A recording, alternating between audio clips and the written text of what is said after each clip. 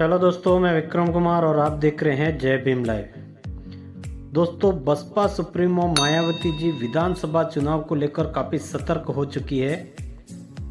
और दोस्तों, फिलहाल मायावती जी मध्य प्रदेश के अंदर 9 रैलियां करने वाली है।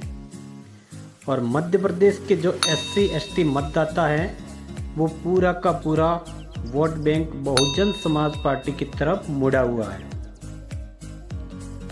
और दोस्तों, जो दूसरे वोटर्स हैं वो सवाल करते हैं सत्ताधारी इन पार्टियों से कि आपकी सभी योजना सही है लेकिन हमारी गरीबी आज तक क्यों नहीं मिटती है। तब दोस्तों एक खास जवाब सुनने को मिलता है इन सत्ताधारी पार्टियों के द्वारा कि इन 5 सालों के अंदर हमने आपके लिए कुछ काम नहीं किया है क्या।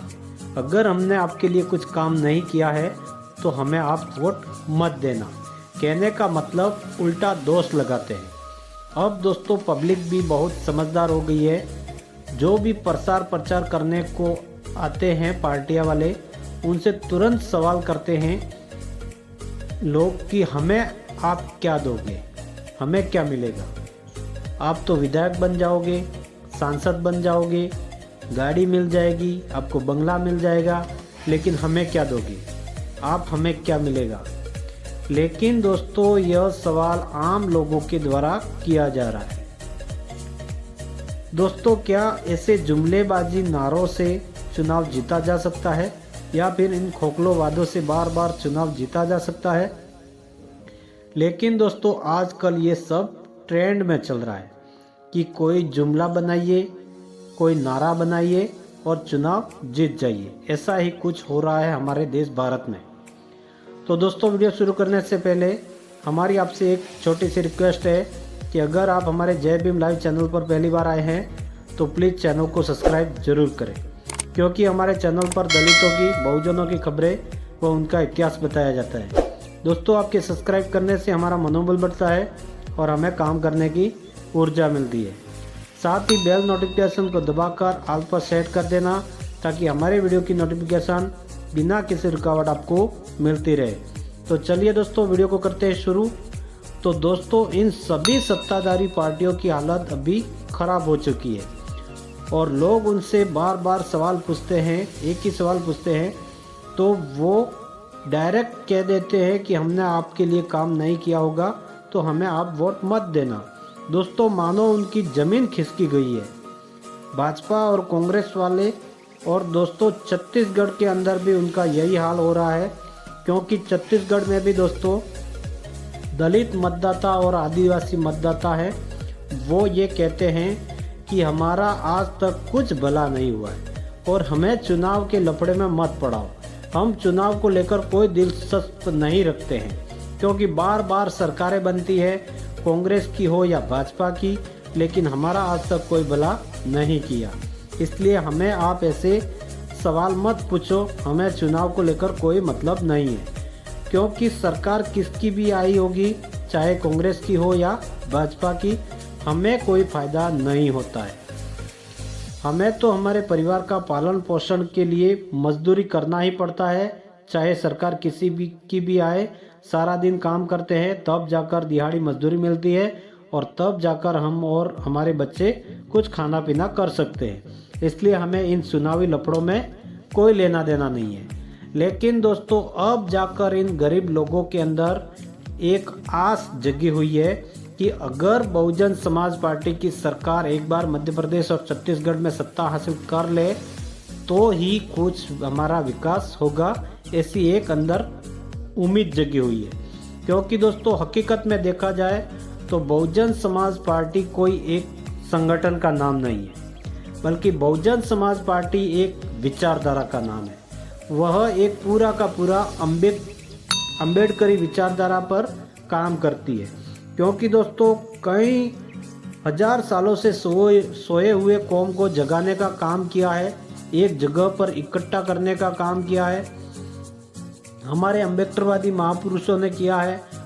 और दोस्तों अगर बाबा साहेब जी के बाद अगर कोई सही मायने में काम किया है तो वो है मान्यवर साहब काशीराम जी, क्योंकि दोस्तों मान्यवर साहब काशीराम जी ने तो इन तमाम समुदाय को एक जगह पर इकट्ठा किया, खड़ा किया है, शामिल किया है, उनको जगाया है और बहुजन समुदाय का नाम दिया। इसलिए दोस्तों अगर कोई गरीबों का, पीड़ितों का, दलितों का, शोषितों का, बहुजनों का भला कर सकता है तो वो है बहुजन समाज पार्टी। और साहब काशीराम जी के बाद कोई इस मिशन को संभाला है तो वह है दोस्तों बसपा सुप्रीमो बहन कुमारी मायावती जी। दोस्तों आप बहन कुमारी मायावती जी के संघर्षों को अनदेखा नहीं कर सकते। और दोस्तों हमने राजस्थान के अंदर एक ऐसा चुनावी चिन्ह देखा है कि अगर आप शेड्यूल कास्ट से हैं या आप शेड्यूल ट्राइब से हैं, दलित से हैं या आदिवासी से हैं या उनके नेता हैं, तो आपको बहुजन समाज जो सम्मानित करता है मंच पर बुलाकर या समाज में बुलाकर कि यह हमारे नेता है, हम उन्हें सम्मानित करते हैं, ऐसा सम्मान आपको ज़्यादा पसंद आता है या आप दलित और आदिवासी के नेता बनकर कोई दूसरी पार्टी या दूसरा समुदाय जैसे भाजपा या कांग्रेस के मंच पर बुलाकर आपको सम्मानित करते हैं, तो इन दोनों जगह में से आपको कौन सा सम्मान अच्छा लगता है। लेकिन दोस्तों मेरा सवाल यह है कि अगर आप दलित है तो आपके लिए SC ST OBC के लोग मान सम्मान दे और महिमा मंडित करें तो वो आपको अच्छा लगना चाहिए। लेकिन दोस्तों अगर आप किसी दूसरे के स्टेज पर जाकर बड़ी बड़ी बातें करते हो तो ऐसा लगता है कि यह व्यक्ति वंशद्रोही है, जातद्रोही है। और दोस्तों मैं आपको उदाहरण के तौर पर समझा देता हूँ कि जो विभीषण था वो राम भक्त था, ऐसा कहा जाता है। लेकिन यह देश कभी भी विभीषण को नहीं पूछता है, उसका नाम तक नहीं लेता है, क्योंकि यह वंशद्रोही था। कुलद्रोहियों के लिए कोई सम्मान नहीं होता है। दोस्तों हमने राजस्थान में देखा कि एक खीमसर विधानसभा है जहां हनुमान बेनीवाल जी के कैंडिडेट होते हैं RLP के। यह एक अच्छी बात है कि वहां पर हमेशा हनुमान बेनीवाल ही जीत हासिल करते हैं। हर विधानसभा में और लोकसभा में भी उन्होंने अभी जीत हासिल किया है। और वहां पर SC ST का वोट बैंक सबसे ज़्यादा है, बड़ी ताकत में है। और उनके स्टेज पर भीम आर्मी के अध्यक्ष चंद्रशेखर आज़ाद रावण जी पाए जाते हैं, देखे जाते हैं। और दोस्तों मध्य प्रदेश में भी घूम घूम कर वहाँ जाते हैं जहाँ SC ST के मतदाता हैं। अगर चंद्रशेखर आज़ाद जी इस देश के नेता हैं, आने वाले लोकतंत्र की आवाज़ है, तो उन्हें सभी समुदाय के बीच जाना चाहिए। जहाँ कांग्रेस का गढ़ है, भाजपा का गढ़ है, वहाँ जाकर ललकार दिखाए अपनी और फिर उनको कमज़ोर करें। लेकिन जहाँ जहाँ पर बहुजन समाज पार्टी का वोट बैंक है, SC ST वोटर से केवल वहीं क्यों जाते हैं। कभी जयंत चौधरी के स्टेज पर देखे नजर आते हैं, तो कभी अखिलेश यादव के बगल में बैठे नजर आते हैं, तो कभी हनुमान बेनीवाल के स्टेज पर जाते हैं। उसे क्या कहा जाए, वह इस लोकतंत्र के उभरते हुए नेता बनने वाले हैं या सिर्फ बहुजन समाज पार्टी का जन आधार को काट कर अन्य पार्टियों में अपना वर्चस्व बनाना चाहते हैं, अपना मान सम्मान बनाना चाहते हैं। आखिर दोस्तों क्या चल रहा है ये सब।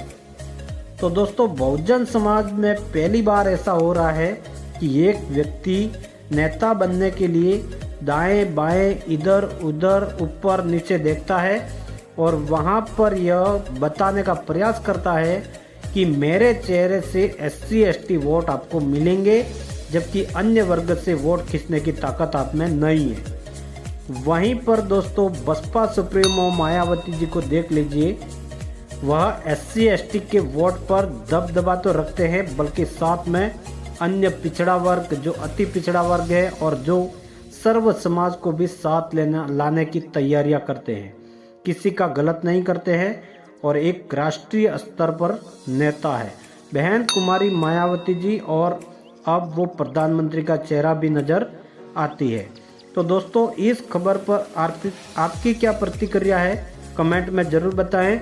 वीडियो अच्छी लगी हो तो वीडियो को लाइक करें, अपने परिवार दोस्तों में आगे शेयर करें, चैनल को सब्सक्राइब करें मिलते हैं नए वीडियो के साथ में, तब तक के लिए जय भीम, नमो बुद्धाय, धन्यवाद।